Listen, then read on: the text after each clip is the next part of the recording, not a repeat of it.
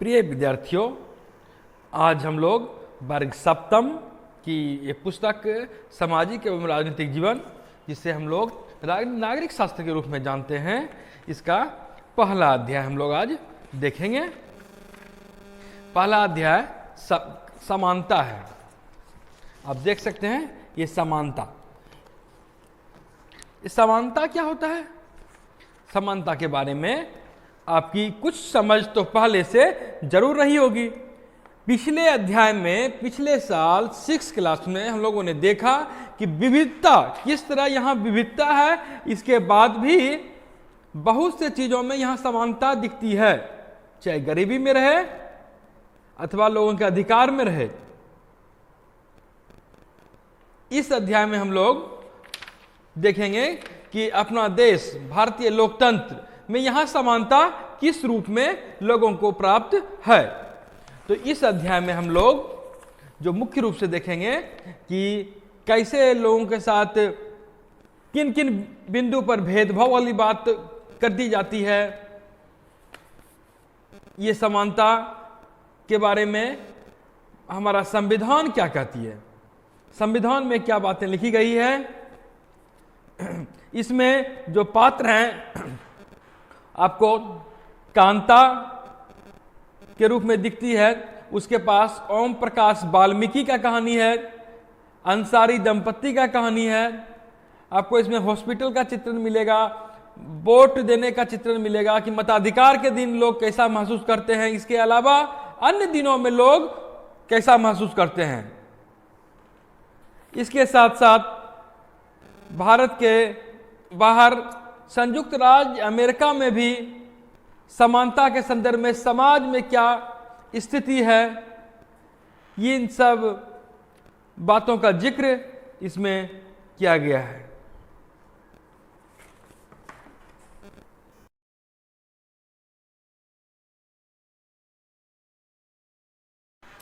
ये प्रथम अध्याय का जब आपने देखा होगा प्रथम अध्याय को, तो इसमें देखेंगे आप कि देखिए ये सारे ऊपर में पंक्ति से खड़े हैं। ये क्यों खड़े हैं? तो ये लोग वोट देने के लिए खड़े हैं। और आपने सुना होगा कि जब वोट की बारी होती है, मतदान की बारी होती है, तो सारे लोग पंक्तिबद्ध हो जाते हैं और अपनी बारी आने पर वोट देते हैं। यहां पर भी छोटे लाल एक किसान है, उसके पीछे मंजिता कौर शिक्षिका है, उसके पीछे तेजा सिंह व्यापारी है, गिरीश राव छात्र है, कांता देवी घरेलू कामगार है, सुजाता कुमारी घरेलू कामगार, अब्दुल रहमान कारीगर, सबनम बानो गृहिणी, ग्रेसी लेलेंग परामर्शदाता, आइजैक लेलेंग सरकारी अधिकारी, रुखसाना मिर्जा मीडिया कर्मी, योगराज बेरोजगार है, अशोक जैन उद्योगपति है। कहने का मतलब आप कुछ भी काम करते रहे, जब वोट देने की स्थिति होती है तो आपको लाइन से आकर पंक्तिबद्ध होकर एक एक करके वोट देना पड़ता है। वहां पर किसी भी तरह का भेदभाव नहीं किया जाता है और आपको लगता है कि देश में कितनी हमें आजादी है और कितनी समानताएं हैं, किसी के साथ कोई भेदभाव नहीं किया जाता है। ये लोग जब लाइन में खड़ी है तो ये कांता और सुजाता का एक छोटा सा पात्र वार्तालाप है। तो ये कांता बोले, कितनी अच्छी बात है ना सुजाता, हम सभी देश समान नागरिक के रूप में वोट डाल सकते हैं। जैन साहब भी इसी लाइन में खड़े हैं, जैन साहब के यहाँ वो काम करती थी। तो बोलती है हाँ बिल्कुल। तो वो बोलती है चल कांता अब तेरी बारी। सुजाता बोलती है, तो सुजाता बोलती है मैं तो उसे वोट दूंगी जिसने हमारे मोहल्ले में पानी की पाइप लाने का वादा किया है। आपने देखा होगा चुनाव प्रचार के दौरान जब कोई अभ्यर्थी होते हैं, जो उम्मीदवार होते हैं, तो हाथ जोड़कर पहले प्रणाम करेंगे, कहेंगे हमें ही वोट दीजिएगा, हम जीतेंगे, ये काम करेंगे, वो काम करेंगे, वो काम करेंगे। लोगों को लगता है कि ये अगर जीत गया तो काम होगा मेरा। उसके बाद देखिए क्या होता है, कुछ देर के बाद जब ये जो है बाद में गुड़िया, इसकी एक बेटी है, तो बीमार पड़ जाती है। जब बीमार पड़ जाती है तो जो है जाती है साहब के यहाँ, पैसे लेती है उधार। उसके बाद बेटी को जो है बोलती कि चलेंगे हॉस्पिटल। लेकिन एक और इनकी एक खींच है, गुड़िया ऐसी बेटी जब बीमार पड़ गई है तो कहती है कि हम लोग बीमार नहीं पड़ेंगे तो क्या होगा, हमारी बस्ती में साफ सफाई होती ही नहीं है। प्यारे बच्चों, जहां साफ सफाई नहीं की जाएगी तो वहां के लोग तो बीमार पड़ेंगे ही पड़ेंगे।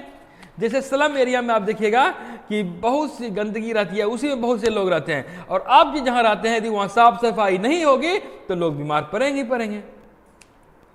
तो साफ सफाई पर जहां तक हो सके अधिकतम ध्यान हम लोगों को देना ही चाहिए।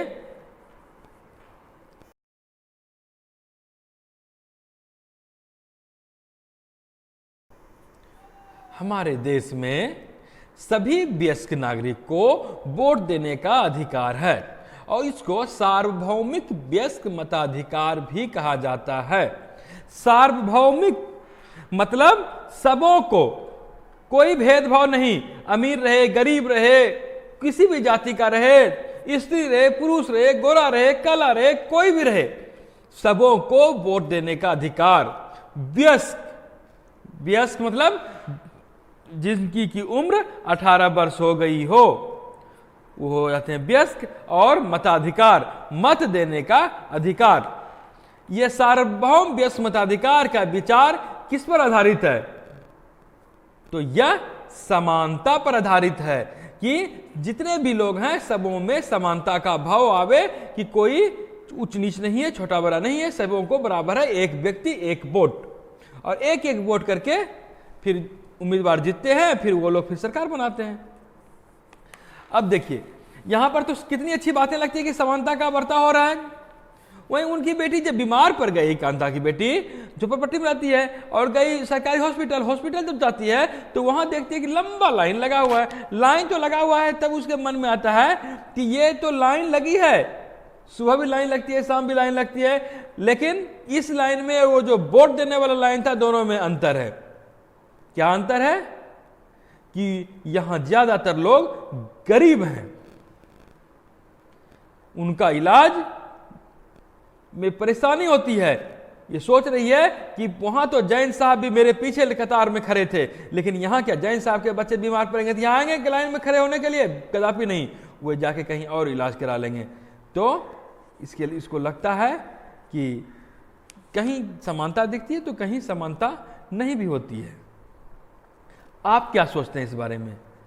वोट देने की जो परिस्थिति होती है और ये हॉस्पिटल की जो परिस्थिति है, दोनों में क्या भिन्नता है? आप कुछ यदि इसके बारे में सोचते हैं, कुछ बातें मन में आ रही है तो इसको लिखें। इसके साथ साथ कई अन्य प्रकार की भी असमानताएं हमारे समाज में है। मताधिकार के संबंध में तो आपने देख लिया, इसके अलावा देखिए कहां कहां असमानताएं आपको दिखती है।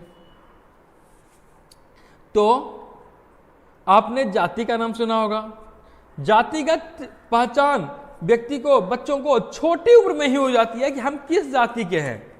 और यदि आप गांव में रहते हैं तो आप अच्छी तरीके से समझते हैं कि जाति का मूल्य क्या होता है, जाति का भाव क्या होता है, जाति का बोध क्या होता है।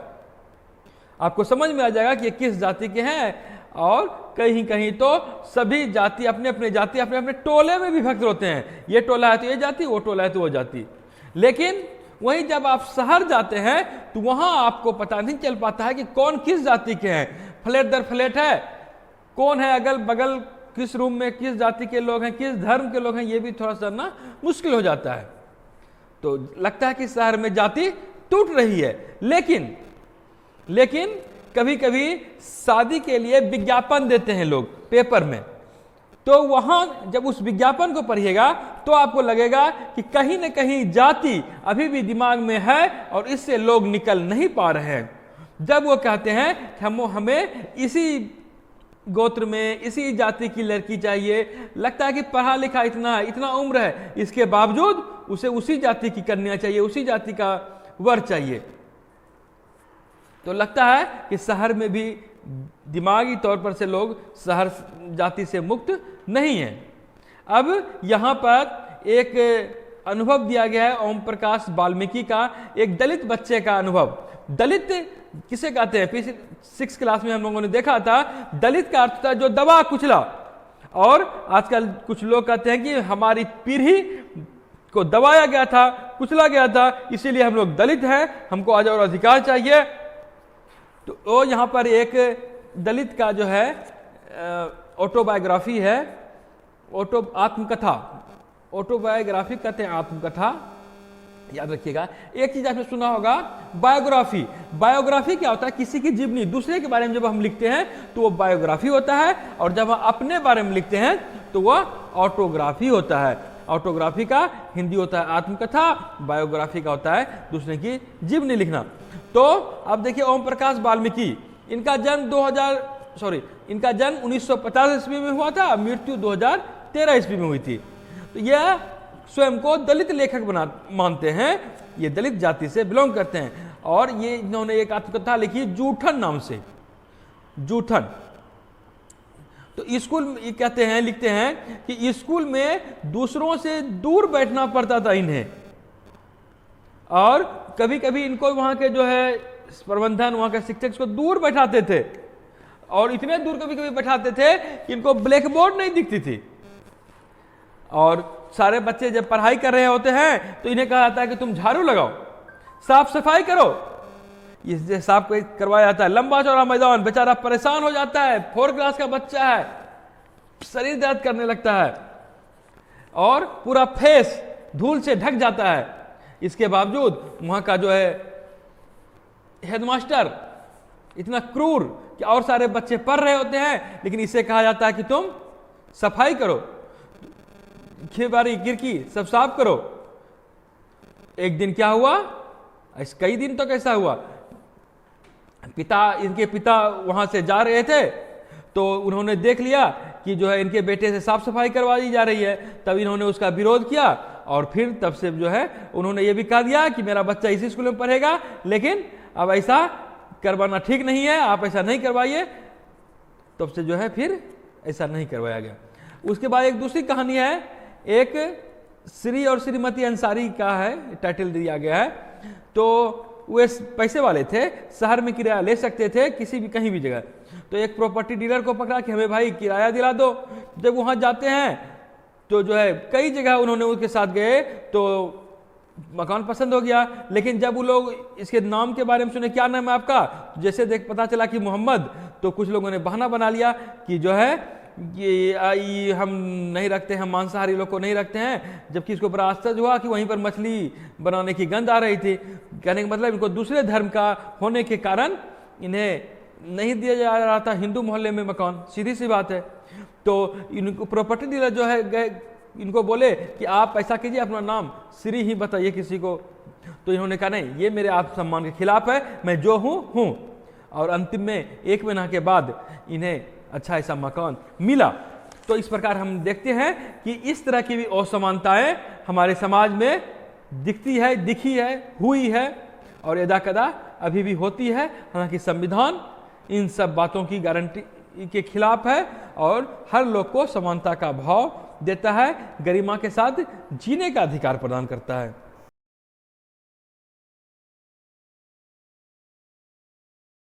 मानवीय गरिमा क्या होती है? व्यक्ति को रोटी कपड़ा मकान तो चाहिए ही, भोजन चाहिए, लेकिन इसके साथ साथ लोगों को सम्मान भी चाहिए। समाज में सम्मान के साथ जीने का अधिकार लोग खोजता है। कोई चाहता है कि मेरा अपमान हो या मेरे मुझे तिरस्कृत रूप से देखा जाए, नहीं, हर लोग को सम्मान के साथ जीने का अधिकार है। और संविधान भी यह बात कहती है कि आप किसी भी जाति के रहें, किसी भी धर्म के रहें, आप उच्च वर्ग के रहें, निम्न वर्ग के रहें, अमीर रहें, गरीब रहें, दलित रहें, ऊंची जाति के रहें, हिंदू रहें, मुस्लिम रहें, आपके साथ कोई भी भेदभाव नहीं किया जाता है। लेकिन मैंने उपरोक्त में जो 2 कहानियां बारे में देखे, असमानता और किस कारण से वहां पे दिख रही थी, एक जगह जातिगत असमानता थी और दूसरी जगह धर्म के कारण। असमानता का व्यवहार होता है तो क्या होता है? असमानता का व्यवहार होता है तो लोगों के आत्मसम्मान को ठेस पहुंचता है कि मेरे साथ ये गलत किया जा रहा है, ऐसा नहीं होना चाहिए। यही हुआ था। ओम प्रकाश वाल्मीकि दलित थे, वो अंसारी थे, इसीलिए ऐसा हुआ उनके साथ। तो जाति के कारण स्कूल में झाड़ू लगवाना ये उनके सम्मान के खिलाफ था। इससे वे बुरी तरह आहत हुए और जीवन भर इसका प्रभाव उन पर पड़ा। ओम प्रकाश वाल्मीकि कुछ नहीं कर सके उस समय, लेकिन उनके व्यवहार पर क्रोध तो जरूर आया होगा। शिक्षकों के साथ विरोध प्रकट तो किया और लोगों ने अंसारी को अपना मकान किराया देने से इनकार कर दिया। इससे भी उनको आत्मसम्मान को ठेस पहुंचती है कि नहीं, अगर मेरा धर्म है अलग तो क्या मैं नहीं रह सकता हूं? और उसमें खामी क्या है? धार्मिक रूप से तो हर लोग को धर्म मानने की आजादी है, कोई तरह की त्रुटि है तो कोई बात है, अदरवाइज कोई प्रॉब्लम की कोई बात नहीं है।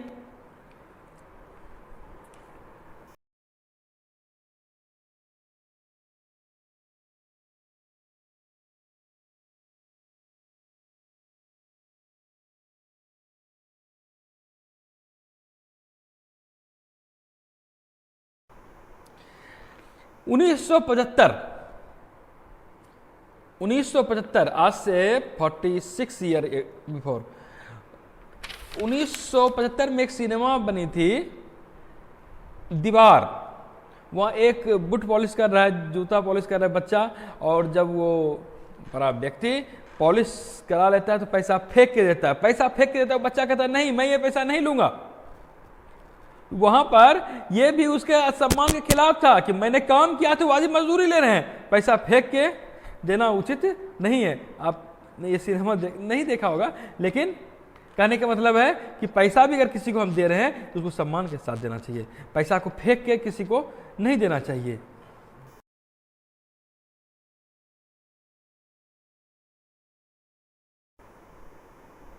अब हम देखते हैं भारतीय लोकतंत्र में समानता।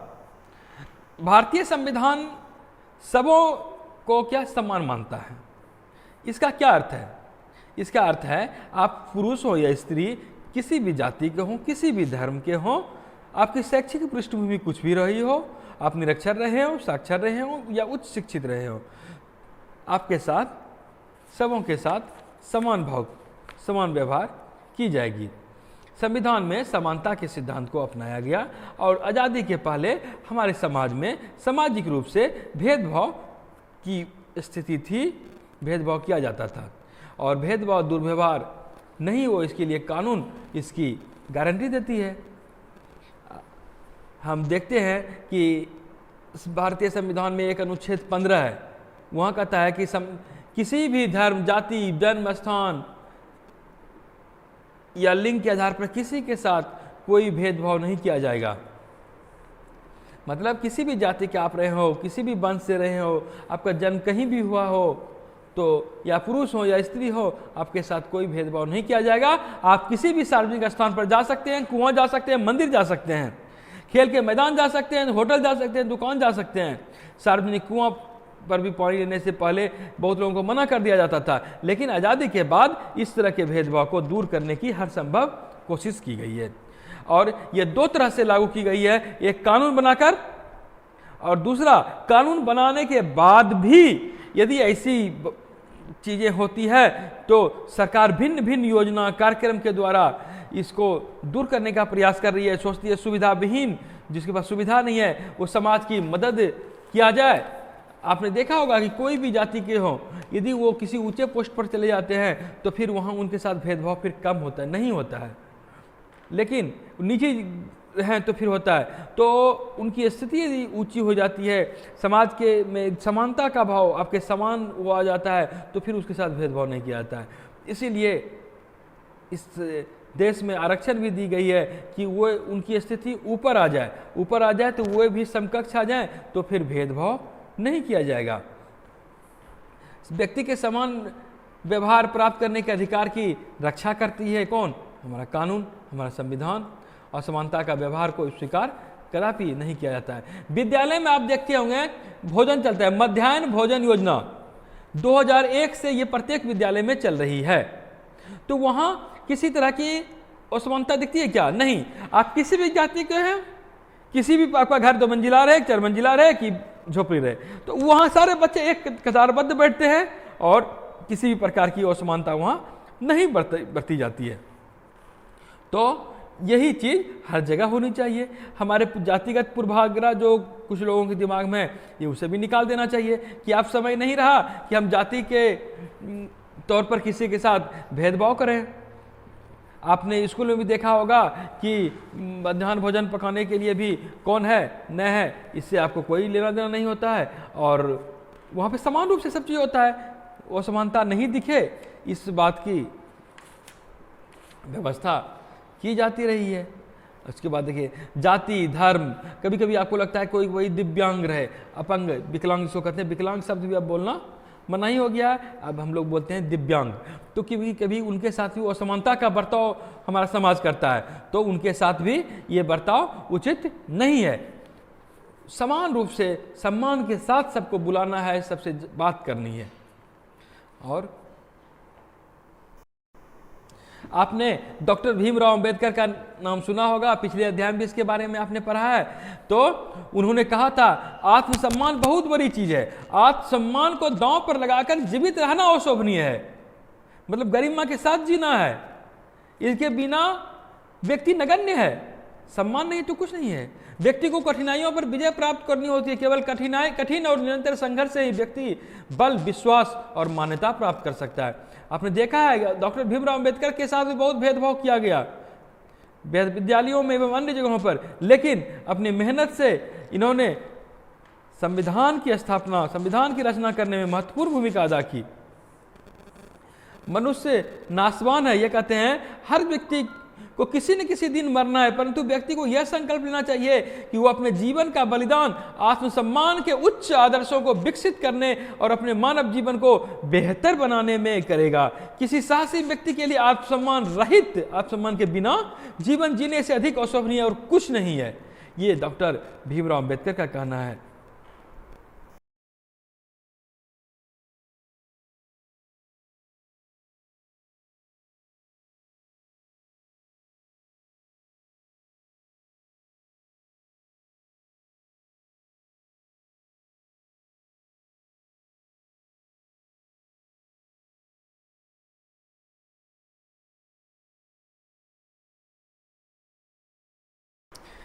कभी कभी आपको लगता होगा कि ये असमानताएं हमारे देश की विशेषता है, हमारे देश में होती है, लेकिन ऐसी बातें नहीं है। ये असमानताएं और देशों में भी मिलती है, लोकतंत्र है फिर भी मिलती है।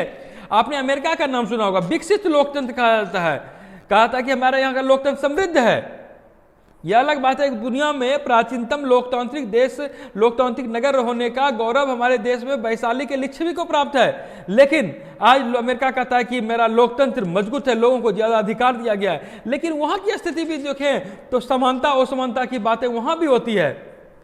संयुक्त राज्य अमेरिका में अफ्रीकी अमेरिकन लोग जिनके पूर्वज गुलाम थे और अफ्रीका से लाए गए थे, वे आज भी अपने जीवन को मुख्य रूप से असमान मानते हैं। 1950 के अंतिम दशक में अफ्रीकी अमेरिकनों को समान अधिकार दिलाने के लिए आंदोलन वहां हुआ था। अफ्रीकी अमेरिकन के साथ संयुक्त राज्यों में असमानता के व्यवहार होता था, कानून की दृष्टि में उसे नीचे माना जाता था। आज भी देखेंगे वहां श्वेत और श्वेत के मुद्दे उभर जाते हैं, श्वेत लोग और श्वेत को दोयम दर्जे का मानते हैं। एक कहानी है इसमें, रोजा पार्क्स, 1913 में उनका जन्म हुआ था। एक अफ्रीकी अमेरिकन महिला थी, 1 दिसंबर 1955 को दिन भर काम करके थकी मांदी थी, लौट के आ रही थी और सीट पर बैठी थी तो गोरे व्यक्ति आए, कोई उठो, उसने नहीं उठा, उस सीट देने से मना कर दिया तो असमानता का व्यवहार उसे लगा कि हो रहा है हम लोग के साथ, और उन्होंने विशाल आंदोलन उसके नेतृत्व में किया गया, जो नागरिक आंदोलन समिति, नागरिक अधिकार आंदोलन, सिविल राइट्स मूवमेंट के नाम से इतिहास में प्रसिद्ध हुआ। 1964 के नागरिक अधिकार अधिनियम ने नस्ल, धर्म और राष्ट्रीय मूल के आधार पर भेदभाव को निषेध कर दिया कि ये सभी बातें गलत है। स्कूलों के दरवाजे सभी के लिए खोले जाएं, सभी स्कूल जाएंगे, विशेष रूप से केवल उन्हीं के लिए खोलेगी। उसके पहले क्या था, जो अमीर लोग था, जो गोरे लोग थे, उन्हीं को ज्यादा अधिकार था, लेकिन उसके बाद गोरे विद्यार्थी निजी स्कूल में जाते थे, उन्हीं क्षेत्रों में रहते थे जहां के सरकारी स्कूलों में का स्तर निजी स्कूलों से ऊंचा था। लेकिन उसके बाद स्थिति बदली। अब एक और चीज देखते हैं, लोकतंत्र में चुनौती भी मिलती है। किसी भी देश को पूरी तरह लोकतंत्रीय नहीं कहा जा सकता है। ऐसे समुदाय और से व्यक्ति वहां होते ही हैं जो नए लोकतंत्र को नए अर्थ देते हैं। तो ये समानता का भाव लाने के लिए क्या होता है, हर हमेशा संघर्ष की स्थिति होती है व्यक्तियों में, जो कि समानता और सम्मान दिलाने का पक्षधर है। आपने देखा कि समानता का बर्ताव लोगों के साथ, आप सम्मान की बात है, लेकिन इसके लिए लोगों को निरंतर संघर्ष भी करना पड़ता है। क्या सभी व्यक्तियों को समानता और उनके आत्मसम्मान को ऊंचा रखने की भावना को लोग स्वीकार कर रहे हैं? बिल्कुल करना ही चाहिए, और नहीं करते हैं तो वे गलत करते हैं। अब आप बताइए कि संविधान के अनुच्छेद 15 में क्या कहा गया है? सार्वभौमिक व्यस्मताधिकार किसको कहते हैं? ओम प्रकाश वाल्मीकि दलित थे तो उनका अनुभव कैसा था? कानून के सामने सभी व्यक्ति बराबर है, इससे आप क्या समझते हैं? इसके बाद आप ये बताइए, संविधान क्या होता है? लिखिए अपने शब्दों में, संविधान नहीं लिख सकते हैं तो इसको समझ के लिखिए। संविधान एक दस्तावेज है, एक कानून का संग्रह है जिसके अनुसार देश की जनता और सरकार उसका पालन करती है, नियम अधिनियम बनाया जाता है और ताकि हम लोगों का, सभी लोगों का विकास हो सके।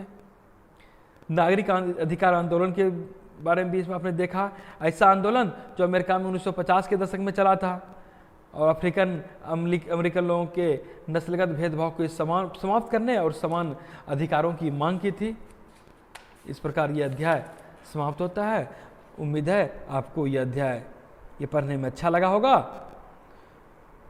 धन्यवाद।